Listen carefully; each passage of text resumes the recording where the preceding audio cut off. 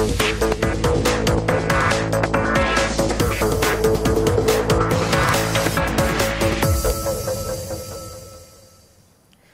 High নিউজে সকলকে স্বাগত। সঙ্গে রয়েছে আমি ঋতু। খেলা দুনিয়ার খুঁটিনাটি খবরের আপডেট নিয়ে শুরু করছি স্পোর্টস টুডে। আর শুরুতেই দেখে নেব আজকের হেডলাইন।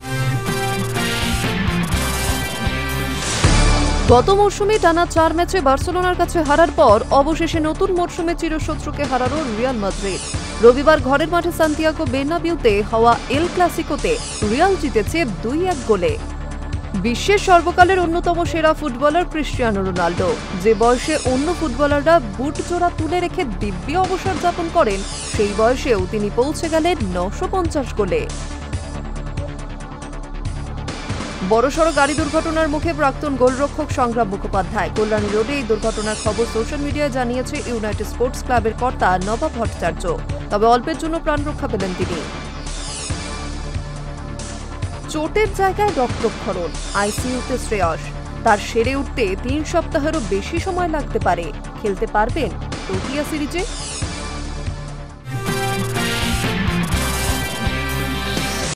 বড়সড় গাড়ি দুর্ঘটনার মুখে প্রাক্তন গোলরক্ষক সংগ্রাম মুখোপাধ্যায়। কল্যাণী রোডে এই দুর্ঘটনার খবর সোশ্যাল মিডিয়ায় জানিয়েছেন ইউনাইটেড স্পোর্টস ক্লাবের কর্তা নবাব ভট্টাচার্য। তবে অল্পের জন্য প্রাণ রক্ষা পেলেন তিনি। বড়সড় গাড়ি দুর্ঘটনার মুখে প্রাক্তন গোলরক্ষক সংগ্রাম মুখোপাধ্যায়। কল্যাণী রোডে এই দুর্ঘটনার খবর সোশ্যাল মিডিয়ায় জানিয়েছেন ইউনাইটেড স্পোর্টস ক্লাবের কর্তা নবাব ভট্টাচার্য। তবে অল্পের জন্য প্রাণ রক্ষা পেলেন তিনি। সৌভাগ্যক্রমে বড়সড় কোনো চোটও লাগেনি সংগ্রাম মুখোপাধ্যায়ের। ইউনাইটেড কর্তা নবাব ভট্টাচার্য সোশ্যাল মিডিয়ায় লেখেন, কল্যাণী রোডে গাড়ি অ্যাক্সিডেন্ট, সবাই অক্ষত। সওয়ারির নাম সংগ্রাম মুখোপাধ্যায়, সঙ্গে কোচ জোসেফ, আমাদের নীলেশ আর ঋষি, যারা অভিজিৎদার একমাত্র সন্তান। সবাই অক্ষত, সবাই ভালো আছে, বড় কোনো চোটও নেই। তিনি আরও লেখেন, সংগ্রামও ভালো আছে।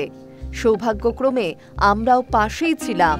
ডিসিপি গণেশ বিশ্বাস সাহেব ওই সময়ে এসেও পৌঁছেছিলেন, সঙ্গে নৈহাটির বিধায়ক সনদ দে। সবাই অসম্ভব সাহায্য করেছেন। আরও একটা টাইব্রেকারে ম্যাচ বের করল সংগ্রাম, দ্বিতীয় জীবন পেল সে। ইউনাইটেড কর্তা দুর্ঘটনার বেশ কিছু ছবি ও ভিডিও পোস্ট করেন। সেখানে দেখা যাচ্ছে দুমড়ে মুচড়ে যাওয়া গাড়িটি উল্টে গিয়েছে, যা ক্রেনের সাহায্যে তোলার চেষ্টা করা হচ্ছে। দেখা গিয়েছে সংগ্রামকেও। তাকে পুরো দস্তুর সুস্থ অবস্থায় দেখে এক নেটিজেনও লিখেছেন, ঈশ্বরের অশেষ কৃপা এবং সকলের চেষ্টায় সত্যি দ্বিতীয় জীবন পেলেন সংগ্রাম মুখোপাধ্যায়। সুস্থভাবে বাড়ি ফিরুক সবাই।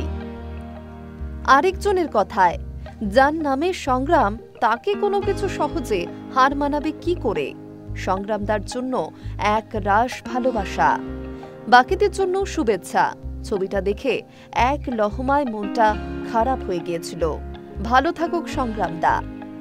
কাঁচরাপাড়ায় জন্ম এবং বেড়ে ওঠা প্রাক্তন এই গোলকিপারের। টাটা ফুটবল একাডেমি থেকে উঠে আসা এই ফুটবলার খেলেছেন ইস্ট বেঙ্গল, মোহনবাগান এবং শালগাঁও করে। ভারতীয় দলেও সুযোগ পেয়েছিলেন সংগ্রাম। কলকাতা ফুটবল লিগে সাদার্ন সমিতির হয়ে খেলে গ্লাভস জোড়া তুলে রাখেন তিনি। Hi News network.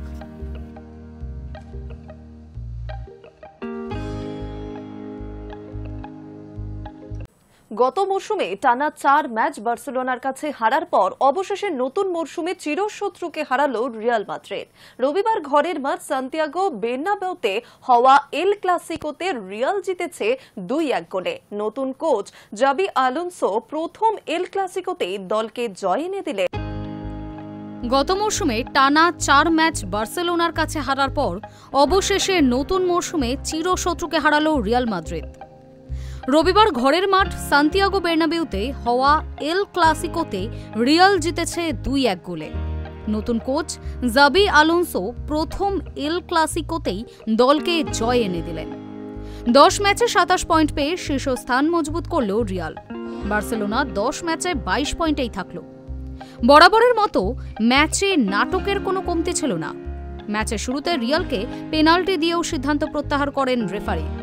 অফসাইডে রিয়ালের গোল বাতিল হয়। পেনাল্টি মিস করেন কিলিয়ান এমবাপে। ম্যাচের শেষ দিকে একাধিকবার ঝামেলায় জড়ান দুই দল। শেষ পর্যন্ত এমবাপে ও জুড বেলিংহ্যামের গোলে জিতেছে রিয়াল। বার্সেলোনার একমাত্র গোল ফার্মিন লোপেজের। ম্যাচের শুরুই হয় নাটক দিয়ে। দ্বিতীয় মিনিটেই পেনাল্টি পায় রিয়াল। বক্সের মধ্যে ভিনিসিয়াসকে ফাউল করেছিলেন লেমিনে ইয়ামাল। বার্সেলোনার ফুটবলারেরা প্রতিবাদ করলেও রেফারি শোনেননি। তবে রেফারির সিদ্ধান্তে হস্তক্ষেপ করেন ভিডিও অ্যাসিস্ট্যান্ট রেফারি। প্রথমে মনে হচ্ছিল ফাউল হওয়ার আগে অফসাইডে ছিলেন ভিনিসিয়াস। পরে রিপ্লে দেখে রেফারি জানান পেনাল্টি হওয়ার মতো ফাউল হয়নি। রিয়াল সমর্থক ও গ্যালারিতে থাকা সভাপতি ফ্লোরেন্তিনো পেরেজ একেবারেই খুশি হতে পারেননি। এরপর ম্যাচের নিয়ন্ত্রণ কিছুটা ছিল বার্সেলোনার পায়ে। বেশ কয়েকবার রিয়ালের বক্সে ঢুকে পড়ে তারা। 12 মিনিটের মাথায় আবার নাটক। রিয়ালের বক্সে বল হারায় বার্সেলোনা। প্রতি আক্রমণে ওঠে রিয়াল। পাস পেয়ে চলতি বলে শট নিয়ে রিয়ালকে এগিয়ে দেন এমবাপে। তবে উচ্ছ্বাস হয় ক্ষণস্থায়ী। রেফারি গোল দিলেও আবার হস্তক্ষেপ করে ভার। দেখা যায় গোলের আগে ভিনিসিয়াস অফসাইডে ছিলেন। দ্বিতীয়বার বেঁচে যায় বার্সেলোনা। দুবার বেঁচে গেলেও তৃতীয়বার বাঁচেনি বার্সেলোনা। 22 মিনিটে সেই এমবাপেই এগিয়ে দেন রিয়ালকে। এবার আর গোল নিয়ে সমস্যা হয়নি। বার্সেলোনার রক্ষণ চিরে এমবাপের উদ্দেশ্যে পাস বাড়ান বেলিংহ্যাম। ফরাসি স্ট্রাইকার নিখুঁত দৌড়ে সেই পাস ধরেন। বক্সে ঢুকে পড়ে নিখুঁত শটে গোল করেন তিনি। এটি এমবাপের মৌসুমের 11তম গোল। গোল পেয়ে আক্রমণ বাড়িয়ে দেয় রিয়াল। 5 মিনিট পরে দূর থেকে গোল করার চেষ্টা করেন ফেদেরিকো ভালভার্দে। সফল হননি। 29 মিনিটে এমবাপে বিপক্ষের পাউ কুবার্সিকে পিছনে ফেলে গোলে শট নিয়েছিলেন। তিনিও সফল হননি। ভিনিসিয়াস একটি সুযোগ নষ্ট করেন। এরই মাঝে বার্সেলোনাও 2টি সুযোগ পেয়ে গোল করতে পারেননি। তবে 39 মিনিটে সমতা ফেরায় তারা। দলগত প্রচেষ্টায় গোল আসে। বাঁ প্রান্তে বল পান মার্কাস রাশফোর্ড। তিনি বক্সের মাঝে ফার্মিনকে দেখতে পেয়ে পাস বাড়ান। চলতি বলে বাঁ পায়ের শটে গোল করেন ফার্মিন। সামনে আর্দা গুলার থাকলেও আটকাতে পারেননি। প্রথমার্ধেই আবার এগিয়ে যায় রিয়াল। এবার গোল বেলিংহ্যামের। বাঁ প্রান্ত থেকে বার্সেলোনার বক্সে বল ভাসিয়েছিলেন ভিনিসিয়াস। এদের মিলিতাও হেড করেন গোলমুখে। ঠিক সময় ঠিক জায়গায় ছিলেন বেলিংহ্যাম। তিনি ফাঁকা গোলে বল ঠেলেন। দ্বিতীয়ার্ধের শুরুতেই গোল করার সুযোগ পেয়েও হাতছাড়া করেন মাদ্রিদ। 52 মিনিটে রেফারি পেনাল্টি দেন রিয়ালকে। বেলিংহ্যামের পাস আটকেছিলেন এরিক গার্সিয়া। সেই সময় বল তার হাতে লাগে। রেফারি সিদ্ধান্ত বিশ্বাস করতে না পেরে বিদ্রূপ করতে থাকেন গার্সিয়া। এমবাপে শট মেরেছিলেন বাঁ দিকে। বার্সেলোনার গোলকিপার উৎসিয়েজ সেনজি ডান দিকে ঝাঁপিয়ে সেই শট বাঁচিয়ে দেন। গোল শোধ করার জন্য মরিয়া হয়ে ঝাঁপায় বার্সেলোনা। তারা চেষ্টা করেছিল রিয়ালের বক্সের সামনে গিয়ে চোরা পাসে বাজিমাত করতে। ফ্র্যাঙ্কি ডি ইয়ং এর একটি ভালো পাস পেয়েছিলেন ফেরান তোরেস। তিনি ইয়ামালকে পাস দেন। তবে সেই প্রয়াস কাজে লাগেনি। রিয়াল মূলত প্রতি আক্রমণেই নজর দিচ্ছিল। ভিনিসিয়াস, বেলিংহ্যাম এবং এমবাপে ত্রিমুখী ফলার সাহায্যে আক্রমণ করছিল তারা। তবে কোনো দলই গোল করতে পারেনি। ম্যাচের শেষ মিনিটে দুই দলই ঝামেলায় জড়ান। শেষ বাঁশি বাজার পরেই ঝামেলা। হাতাহাতি হয় দুই দলের ফুটবলারদের মধ্যে। High News network.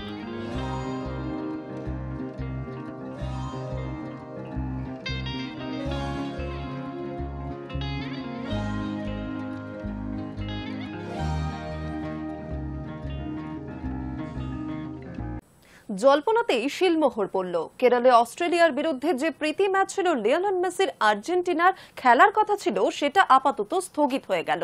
আয়োজকরা সরকারিভাবে জানিয়ে দিয়েছেন ফিফা নভেম্বর উইন্ডোতে ওই ম্যাচ হওয়ার কথা থাকলেও প্রয়োজনীয় অনুমতি মেলেনি। ফলে কেরলের আগে মেসি আসবেন কলকাতায়। জল্পনাতেই শিলমোহর পড়ল। কেরলে অস্ট্রেলিয়ার বিরুদ্ধে যে প্রীতি ম্যাচ লিওনেল মেসির আর্জেন্টিনার খেলার কথা ছিল, সেটি স্থগিত হয়ে গেল। আয়োজকরা সরকারিভাবে জানিয়ে দিয়েছেন ফিফা নভেম্বর উইন্ডোতে এই ম্যাচ হওয়ার কথা থাকলেও প্রয়োজনীয় অনুমতি মেলেনি। ফলে কেরলের আগে মেসি আসবেন কলকাতায়। অর্থাৎ এই ঘোষণার অর্থ এটিই দাঁড়ায়। আগামী 10 থেকে 18 নভেম্বরের মধ্যে ফিফা আন্তর্জাতিক উইন্ডোতে কেরলে একটি প্রীতি ম্যাচ খেলার কথা ছিল মেসির আর্জেন্টিনার। লিওনেল মেসি তো বটেই, তার নেতৃত্বে ওই ম্যাচে আর্জেন্টিনা দলে খেলার কথা ছিল রদ্রিগো দে পল, নিকোলাস ওটামেন্ডি, জুলিয়ান আলভারেজদের। মেসির আগমনকে কেন্দ্র করে জওহরলাল নেহরু স্টেডিয়ামকে ঢালাও সাজানো হয়েছে। 70 কোটি টাকা খরচ করে বসানো হয়েছিল নতুন ফ্লাড লাইট, ঝাঁ চকচকে আসনও বসানো হয়েছিল। নিরাপত্তা ব্যবস্থা আঁটোসাঁটো করা হয়েছিল, এমনকি দোকানপাটও 1 মাস বন্ধ রাখার সিদ্ধান্ত নেওয়া হয়েছিল। কিন্তু যা খবর তাতে নভেম্বরে মেসি আসছেন না। ম্যাচের আয়োজকরা জানিয়ে দিলেন নভেম্বরের ফিফা উইন্ডোতে ওই প্রীতি ম্যাচ আয়োজন সম্ভব হচ্ছে না। সভা হয়ে গেলেও ফিফার থেকে প্রয়োজন মেলেনি, ফলে ওই ম্যাচের আয়োজন করা সম্ভব হলো না। তবে আয়োজকরা মেসির সফর পুরোপুরি বাতিল করে দিতেও নারাজ। তাদের দাবি ফিফার পরের কোনো উইন্ডোতে ওই প্রীতি ম্যাচের আয়োজন করা হবে, তবে সেটা দিনক্ষণ কিছুই জানানো হয়নি। কেরলে মেসি আপাতত আসছেন না, যার অর্থ দাঁড়াচ্ছে কেরলের আগে সর্বকালের অন্যতম সেরা ফুটবলার পা রাখবেন কলকাতায়। আগামী 12 ডিসেম্বর কলকাতায় পা রাখার কথা তার। 13 ডিসেম্বর কলকাতা যুব ভারতীতে গোট কনসার্ট আয়োজিত হবে। ওই দিন এক গুচ্ছ কর্মসূচি রয়েছে মেসির। Hi News network.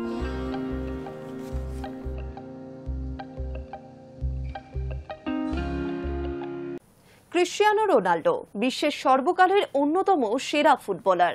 গুচ্ছ গুচ্ছ রেকর্ড তার নামের পাশে। যে বয়সে অন্য ফুটবলাররা বুট জোড়া তুলে রেখে দিব্যি অবসর যাপন করেন, সেই বয়সেও তিনি ছুটছেন।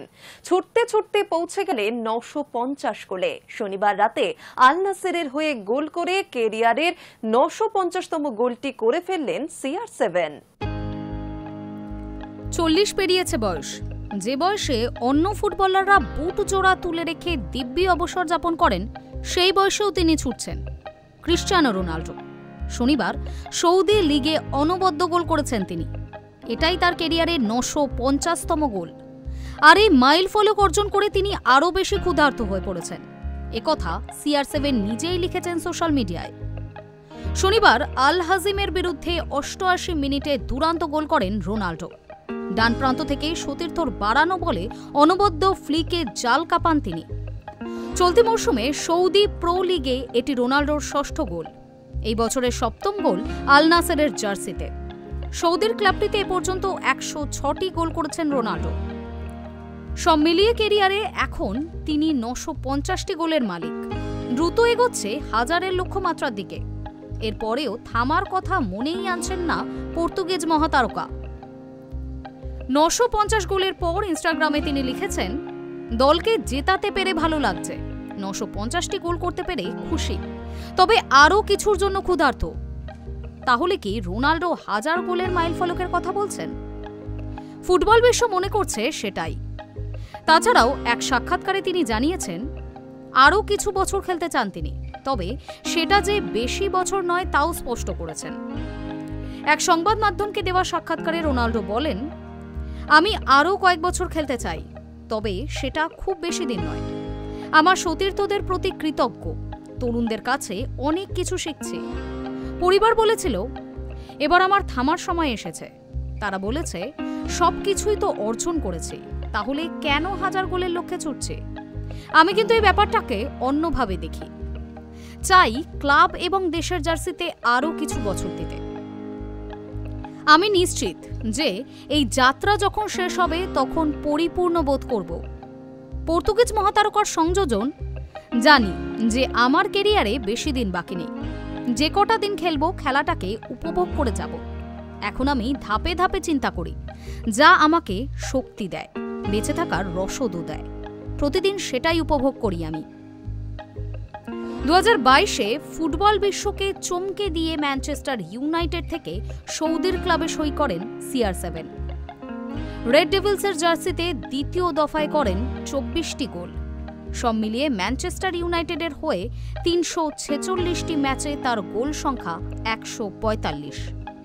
এর আগে 2018 সালে ইটালির ক্লাব জুভেন্টাসে সই করেন পর্তুগিজ কিংবদন্তি। ওল্ড লেডিসের হয়ে চ্যাম্পিয়ন্স ট্রফি না জিততে পারলেও দুবার সিরি আ জিতেছেন তিনি।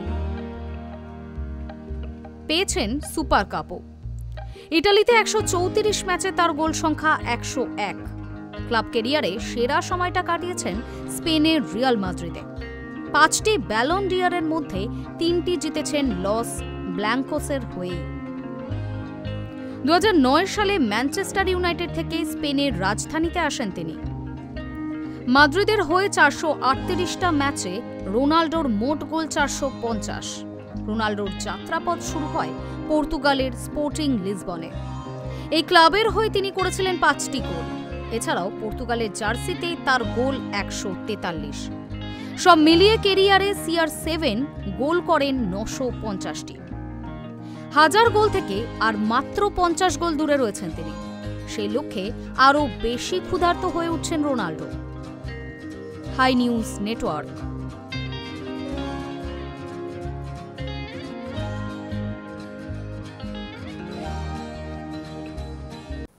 অজিতের বিরুদ্ধে দুঃসাহসিক ক্যাচ নিতে গিয়ে চোট পেয়েছিলেন, সঙ্গে সঙ্গে হাসপাতালে নিয়ে যেতে হয়েছিল শ্রেয়স আইয়ারকে। সেই চোটের জায়গায় রক্তক্ষরণ, আইসিইউতে শ্রেয়স। তার সেরে উঠতে 3 সপ্তাহেরও বেশি সময় লাগতে পারে। খেলতে পারবেন প্রোটিয়াদের সিরিজে? অজিতের বিরুদ্ধে দুঃসাহসিক ক্যাচ নিতে গিয়ে চোট পেয়েছিলেন, সঙ্গে সঙ্গে হাসপাতালে নিয়ে যেতে হয়েছিল শ্রেয়স আইয়ারকে। কেমন আছেন তিনি? সংবাদ মাধ্যম সূত্রে খবর, এই মুহূর্তে সিডনির হাসপাতালে আইসিইউতে ভর্তি রয়েছেন তিনি। ফলে তার দক্ষিণ আফ্রিকা সিরিজে খেলার ব্যাপারে অনিশ্চয়তা তৈরি হয়েছে। সংবাদ সংস্থা পিটিআইকে এক সূত্র বলেছে, গত কয়েকদিন ধরে আইসিইউতেই রয়েছেন শ্রেয়স। রিপোর্টে দেখা গিয়েছে অভ্যন্তরীণ রক্তক্ষরণ হচ্ছে, ফলে কোনো রকম ঝুঁকি নেওয়া হয়নি। রক্তক্ষরণের ফলে কোনোভাবে যাতে সংক্রমণ না হয় সেই দিকেও নজর রাখা হচ্ছে। সিডনির তৃতীয় ওয়ানডেতে অস্ট্রেলিয়ার ইনিংসে 34তম ওভারে চোটের কবলে পড়েছিলেন শ্রেয়স। হর্ষিত রানার ওভারে তুলে মারতে যান অ্যালেক্স ক্যারি। শর্ট থার্ডম্যান অঞ্চলে দাঁড়িয়ে থাকা শ্রেয়স পিছনের দিকে দৌড়ে দুর্দান্তভাবে তালুবন্দি করেন। তবে ক্যাচ সম্পন্ন করতে গিয়ে কোমর আঁচড়ে বেকায়দায় পড়ে যান 30 বছরের এই ক্রিকেটার। তার মুখের অভিব্যক্তি দেখেই বোঝা যাচ্ছিল যন্ত্রণাবিদ্ধ তিনি। সেলিব্রেশনও পর্যন্ত করতে পারেননি। সতীর্থরা সঙ্গে সঙ্গে শ্রেয়সকে ঘিরে ধরেন। ততক্ষণে যন্ত্রণায় কোমরে হাত দিয়ে শুয়ে পড়েছেন তিনি। মাঠে প্রবেশ করেন ফিজিও কমলেশ জৈন। এরপর কোনো রকমে উঠে দাঁড়িয়ে ধীরে ধীরে মাঠ ছাড়েন। ড্রেসিং রুমে আসার পর আইআরের প্যারামিটার ওঠানামা করে। এরপর বিসিসিআইয়ের মেডিকেল টিম দ্রুত পদক্ষেপ নেয়। আরও জানা গিয়েছে, শ্রেয়সের শারীরিক পরিস্থিতি এখন স্থিতিশীল। দলের চিকিৎসক এবং ফিজিও সময় নষ্ট করতে চাননি। তাকে দ্রুত হাসপাতালে না নিয়ে গেলে পরিস্থিতি মারাত্মক হতে পারত। খুবই বাজেভাবে লেগেছে। চোটের জায়গায় রক্তক্ষরণ হওয়ায় পুরোপুরি সেরে উঠতে সময় লাগবে। প্রতিযোগিতামূলক ক্রিকেটে কবে ফিরে আসবেন সেই ব্যাপারে এখনই কিছু বলা সম্ভব নয়। বাঁ দিকের পাঁজরে চোট লাগার পর প্রাথমিকভাবে 3 সপ্তাহের মতো মাঠের বাইরে থাকার কথা ছিল, কিন্তু এখন যা পরিস্থিতি তাতে শ্রেয়সের ফিট হয়ে উঠতে আরও কিছুদিন সময় বেশি লাগতে পারে। উল্লেখ্য, 30শে নভেম্বর থেকে প্রোটিয়াদের বিরুদ্ধে প্রথম একদিনের ম্যাচে নামবে টিম ইন্ডিয়া। পরের 2টি ম্যাচ 3 এবং 6 ডিসেম্বর। দক্ষিণ আফ্রিকার বিরুদ্ধে কি দলে থাকবেন শ্রেয়স? তার ভাগ্য আপাতত ঝুলে। High News network.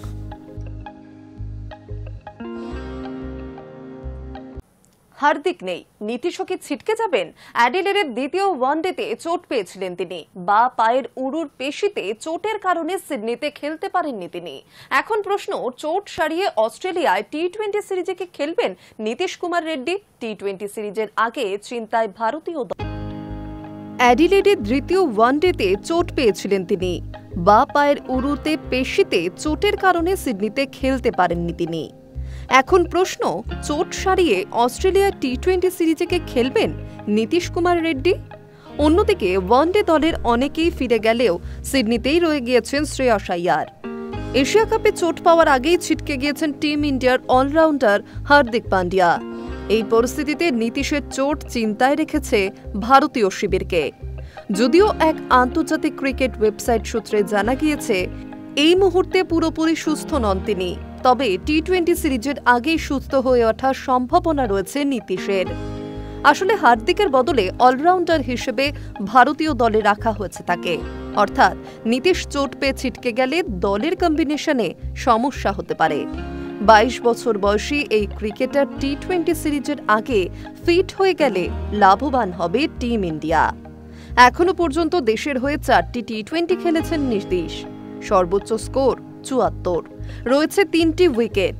অন্যদিকে বাঁ দিকের পাঁজরে চোট পাওয়ায় 3 সপ্তাহ মাঠের বাইরে থাকতে হতে পারে শ্রেয়স আইয়ারকে। সেই কারণে দক্ষিণ আফ্রিকা সিরিজে তিনি খেলবেন কিনা তা নিয়ে প্রশ্নচিহ্ন তৈরি হয়েছে। জানা গিয়েছে ওয়ানডে দলের অনেকেই ফিরে গেলেও টিম ইন্ডিয়া সহ অধিনায়ক সিডনিতেই রয়ে গিয়েছেন, সেখানেই তার রিহাব হবে। বিসিসিআইয়ের মেডিকেল টিম তার উপর সব সময় নজর রাখছে। উল্লেখ্য, 29 অক্টোবর ক্যানবেরার মানুকা ওভালে শুরু হবে অস্ট্রেলিয়ার বিরুদ্ধে 5 ম্যাচের টি-20 সিরিজ। পরের ম্যাচগুলি রয়েছে 31 অক্টোবর, 2রা নভেম্বর, 6 নভেম্বর, 8ই নভেম্বর। টি-20 সিরিজের জন্য প্রস্তুতিও ইতিমধ্যে শুরু করে দিয়েছে ভারত। High News network.